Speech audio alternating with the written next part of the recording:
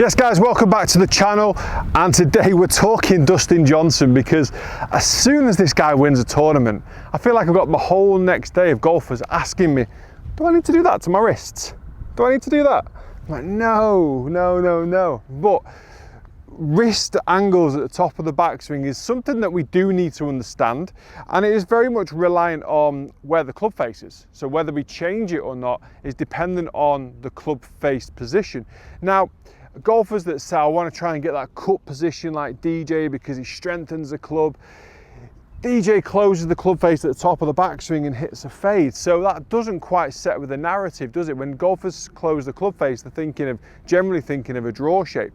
Now, what we do with the wrist is very much dependent as well on how the actual grip is. If you've got a grip position that's a little bit kind of under in the lead hand, so let's say for the lead hand you can't really see any knuckles, you're never going to be able to physically get to the top of the backswing in a cupped position. Now, if you're a golfer where you've got the lead hand with maybe 3 to 4 knuckles showing, you're going to find it a hell of a lot easier. So being able to get into the position that you want to get in, first of all, it's understanding the reason why. Why do you want to do that? What effect is it going to have on your golf game? But also, can you physically do it based on the position that you're starting in with your grip? The most common position I do see at the top of the backswing is an open club face. We do see the club face where the toe of the club at the top points down to the ground. That would be the indication that your club face is generally open, which would push the ball or slice the ball. Now, golfers that have the club face pointing to the sky is generally in a closed position, which would strengthen the face, maybe hit a lot of pull shots or a hook shot. Obviously, then it's dependent on your swing path.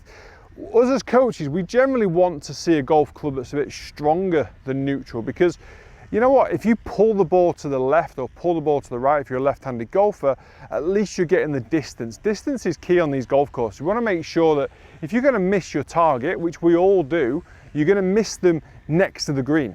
If you have a really open club face, a weak club face, therefore it produces a pretty weak impact position, and this 8-iron now turns into a pitching wedge at impact, you might hit the ball straight all day, but you're going to be 20 yards short, or you're going to be 2 or 3 clubs shorter than the guys that you're playing with. So we do want to make sure that the club face is in a pretty strong position. So today's video, we are talking about cupped and bowed position at the top, but we're also talking club face.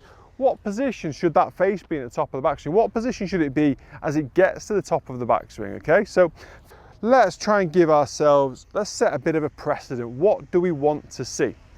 Number one for me, we want to see 2 knuckles on the left hand or the lead hand, 1 knuckle, maximum 2 knuckles on the trail hand. Okay, so from that position, I've got a nice decent grip. I would say slightly stronger than neutral. And then from the takeaway, I want to see the toe of the club not pointing directly up, but just pointing in a little bit. So by in, I mean probably more the club face pointing closer to the ground and definitely not pointing to the sky.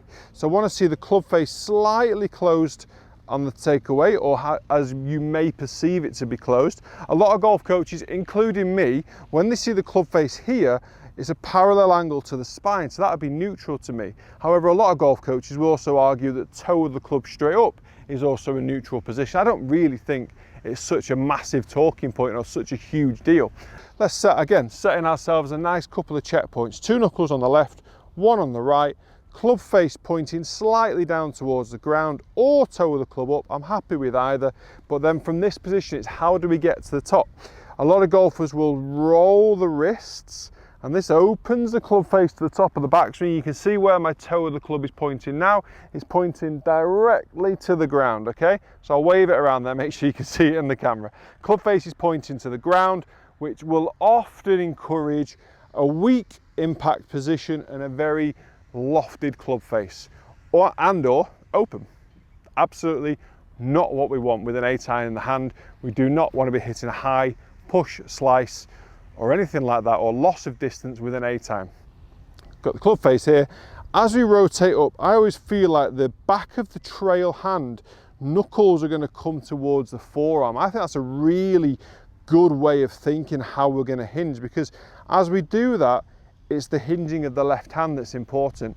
Or another way to look at this, if you want to look at it from the dominant hand, the lead hand is or the glove hand is that the thumb is thumbs up, thumb's coming upwards, okay?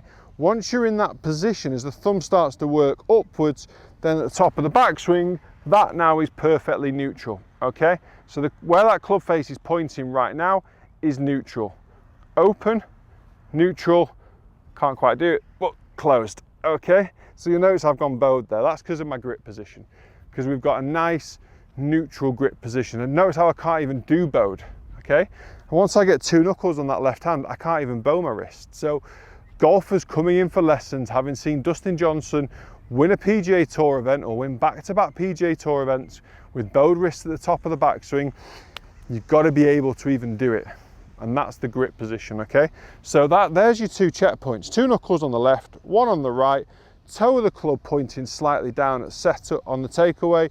That's your neutral position at the top of the backswing. And then as we start to rotate out of that position into impact, we get a nice neutral ball flight. Every golf shot will have shape.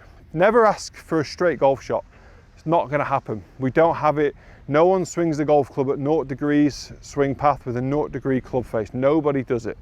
Best players in the world can sometimes appear to hit a straight shot. Generally, I mean, they're the best players in the world, or close to, but we're not going to do that.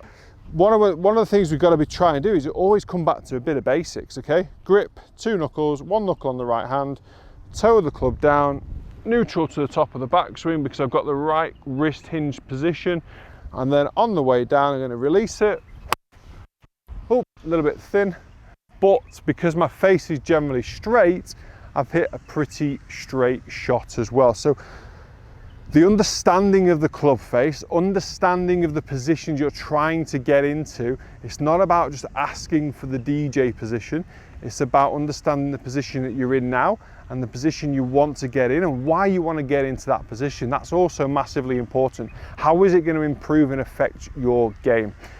Guys, thank you very much for watching. Hope you've enjoyed this video. If you have, please do hit that subscribe button. Lots and lots of content to come.